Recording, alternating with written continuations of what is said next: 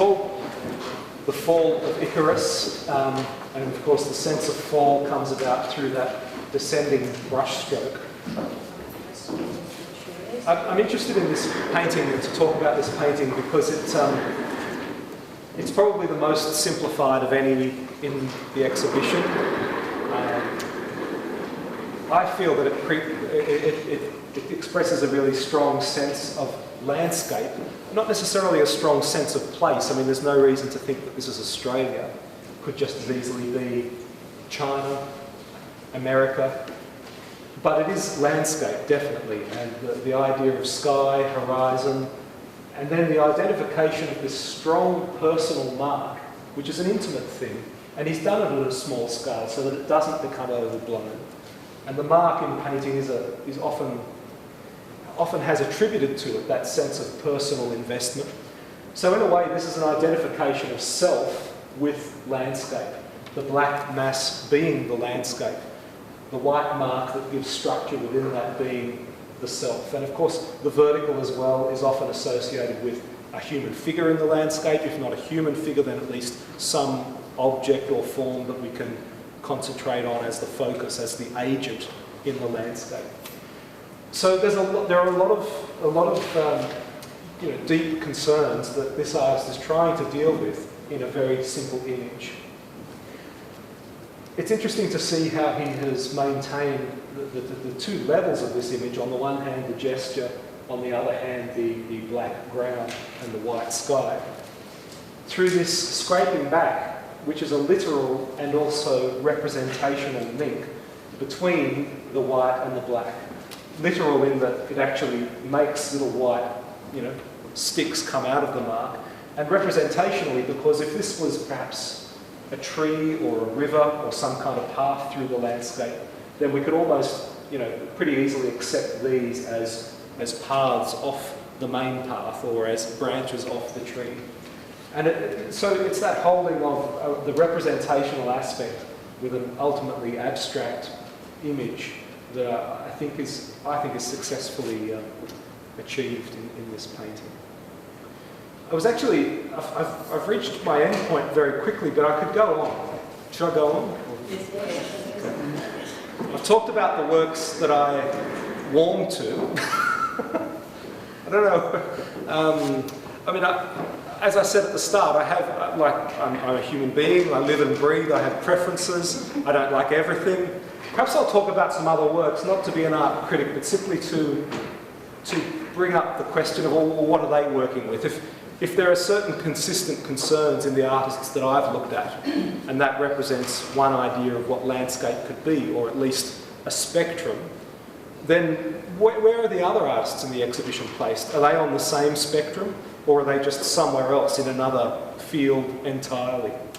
I would say that many of them are in another field entirely, so why don't we go to the next room and talk about one or two of those.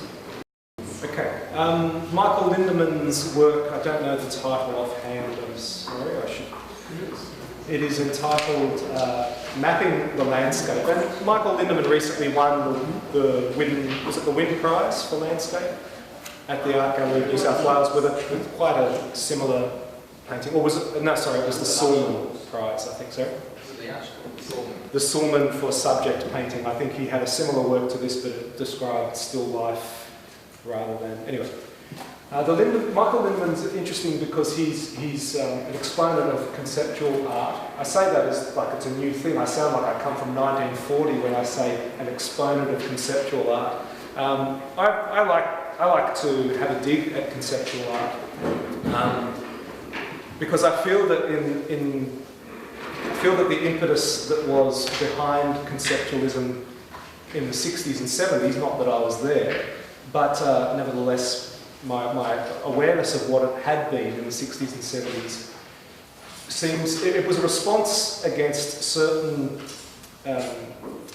certain deadness and status quo in the art world, where a particular brand of abstraction was being very heavily supported by museums, and other kinds of content that artists wanted to work with were not, wasn't that they weren't permitted, but they were not likely to be taken up by the institutions.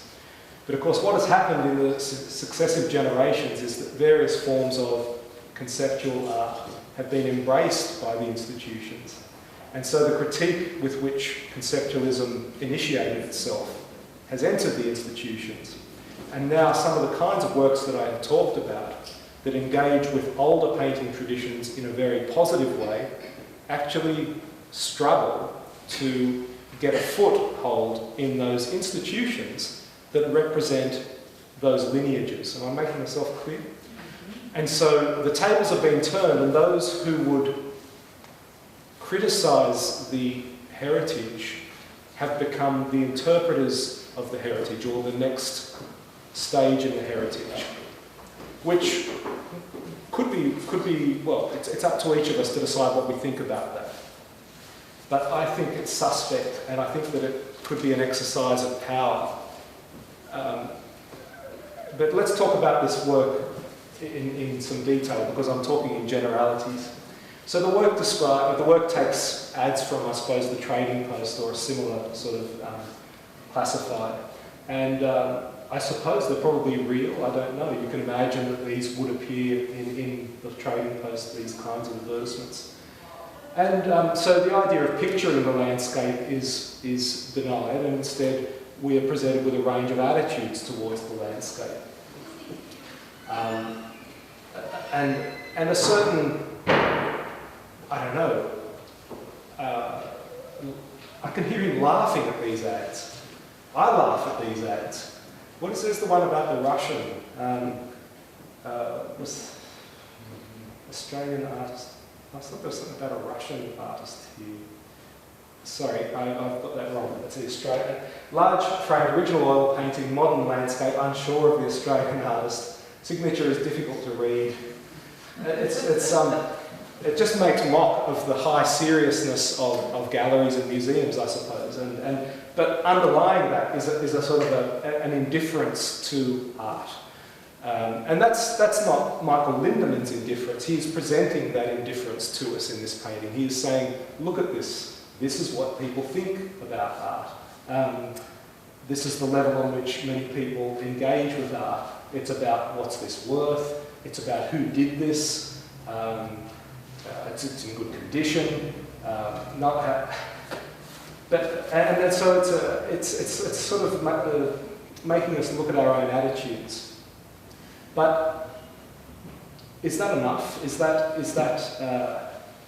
where does that game leave us? And although there is a sort of a visual reference to the landscape in the sort of the horizontal striping of the image, which alludes to, you know, ground, sky, cloud. I mean, we could, at a stretch, see this as a traditional figure ground painting dealing with colour and space. And yet, maybe if he really wanted us to enjoy it in that way, he could have played with these letters as having different weights. I mean, the landscape is inscribed with all kinds of variation, with air and light. There is a kind of a light in this image, there's a sort of a yellow-grey light. But I don't think he wants us, I think he wants to have that up his sleeve without really being very generous about it. So to me it seems like a very cool game that he's playing, and he's playing it well. And that as well is another reason I don't like it, because I don't think art is about playing the game well. I think it's actually about a more committed position than that. But there you go. But it stands out as well, doesn't it? So, yeah. Should I move on? Yes, please.